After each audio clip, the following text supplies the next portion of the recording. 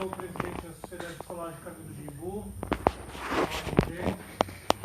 aqui há 47 anos, trabalhando na defesa ambiental da nossa região. A gente tem um trabalho forte em relação à atuação junto com as forças policiais, porque a gente sabe que existem muitas leis no Brasil, mas muitas vezes o difícil é fazer cumprir. Então, muitas vezes também a dificuldade é que as pessoas saibam qual é o seu direito e o que não tem direito a fazer, inclusive na sua própria terra, mediante as leis estabelecidas. E às vezes a gente tem até dificuldades com tantas leis de conseguir passar para a força policial se aquilo lá é um parcelamento do solo regular ou ilegal, se é uma supressão de vegetação nativa autorizada, ou sem autorização. Então, em tantos casos de invasão, de desmatamento, de parcelamento do solo, a gente tenta auxiliar quem tem dúvidas do que está ocorrendo, se é legal ou ilegal, e naquilo que não é, passar para as forças policiais. Então, a gente tem emitido cerca de 200 ofícios por ano para as forças policiais. Então, praticamente, um por dia, um a cada 2 dias, tem uma denúncia de crime ambiental aqui na região que a gente recebe e encaminha. Também no intuito de formar melhor a população que vem aqui no Consegue, que quer saber do seu direito e daquilo que tem ocorrido na região, a gente pediu para trazer o tema em relação ao plano diretor. O plano diretor tem tudo a ver com o meio ambiente e tem tudo a ver com questão de força policial.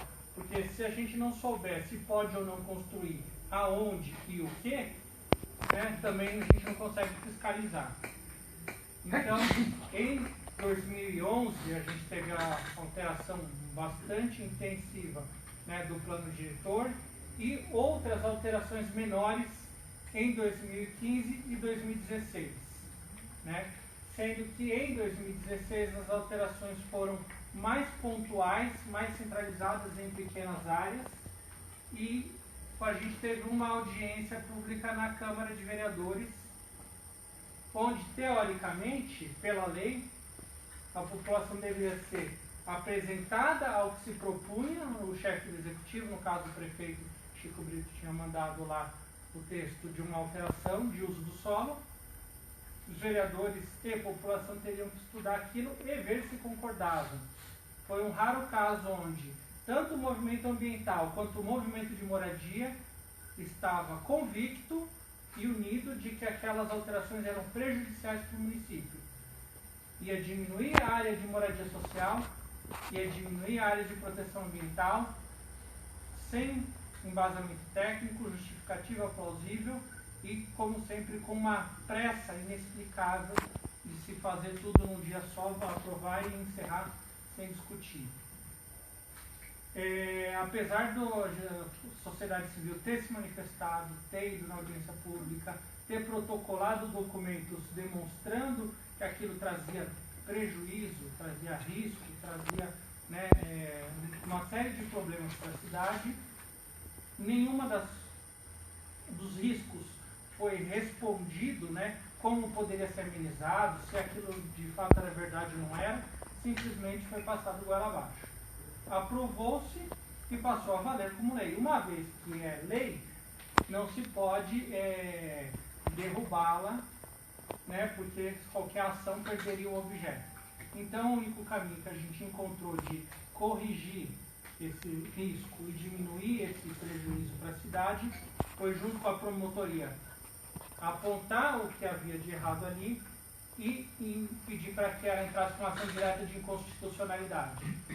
E daí, mediante esses argumentos, tanto do mérito, do prejuízo à cidade, quanto do rito, da forma como foi feito, a promotora entendeu, o Procurador-Geral do Estado deu entrada na ação direta de inconstitucionalidade, que foi exitosa, como a gente vê, anos depois, infelizmente. Mas, ainda que tardio, é uma forma da gente corrigir um pouco daquilo que foi. Muitos desses terrenos ainda não foram efetivamente utilizados daquela forma como foi autorizada. Então, a gente vê que nossos pleitos tinham razão e de que a gente precisa persistir, apesar de árduo nesse caminho do judiciário, em relação a combater aquilo que a gente considera tanto injusto quanto prejudicial à cidade. E um exemplo claro é esse slide que os senhores têm aqui na tela, onde a gente tem aqui na esquerda o centro do Itatuba e uma área verde, né, e algumas áreas amarelas. A área verde, zona de interesse ambiental, e ali logo ao lado a mesma imagem, só que com uma grande área roxa, zona de expansão urbana.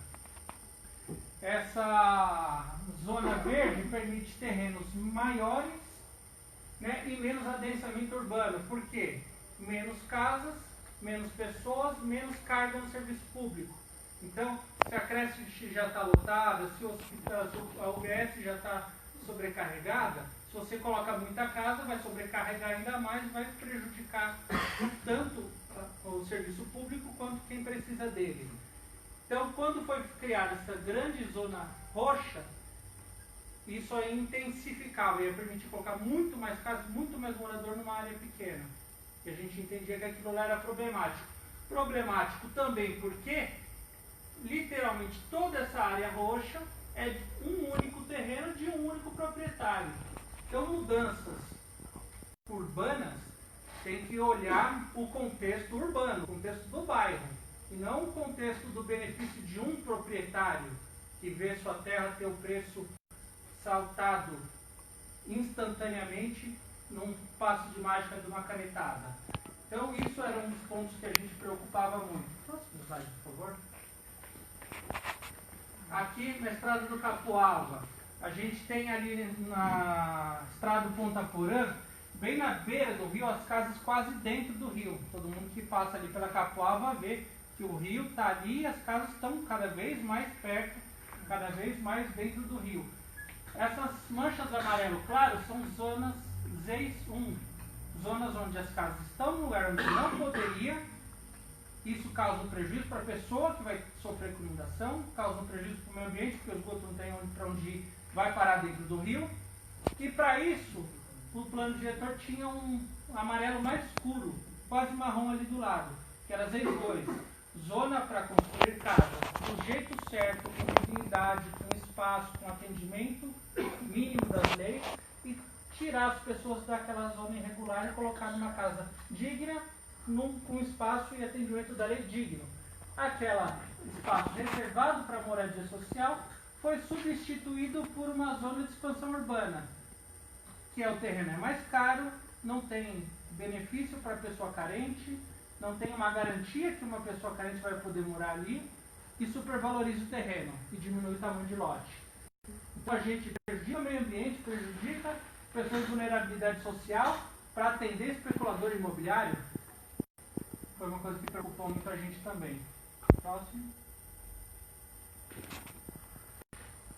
Outro exemplo aí, já mais para a parte do Rotary, essa avenida do Rotary, onde a gente tem aqui no final desse azul, onde é zona industrial, a gente tinha ali uma área que tinha uma característica mais restritiva, mais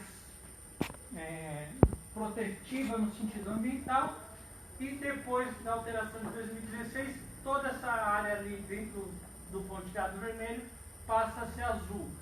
Então, passa a ser industrial. Então, já não tinha uma área imensa industrial ali, não utilizada, sem previsão de quando iria se utilizar, porque precisava aumentar ainda mais, em cima de um terreno quase específico.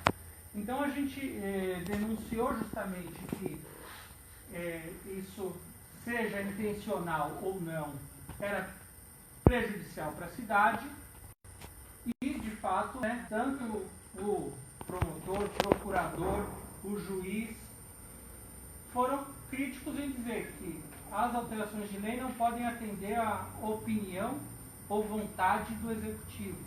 Tem que atender o benefício, da comunidade como um todo e da sociedade.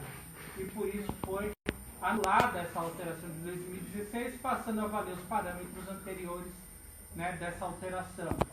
A gente não tem ainda um levantamento completo em relação ao que se efetivou do que foi autorizado ali, mas é uma coisa que a gente está pleiteando estudar mais a fundo junto com o Ministério Público, até para poder passar, né, para a GCM saber se aquilo lá está uma ocupação certa ou não, a Civil saber se aquele loteamento novo atende o lote exigido agora, depois dessa reversão da lei, né, a Militar também, no caso da gente poder precisar solicitar alguma ação, ter clareza em relação a como fica toda essa situação.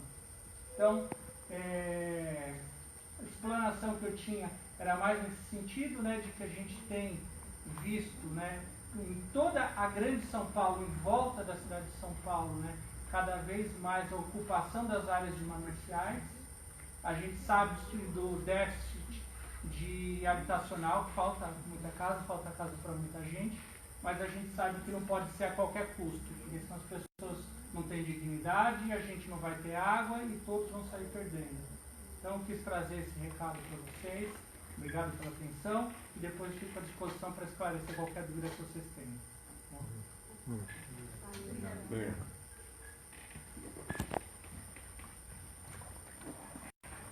Eu terceirizei a gravação.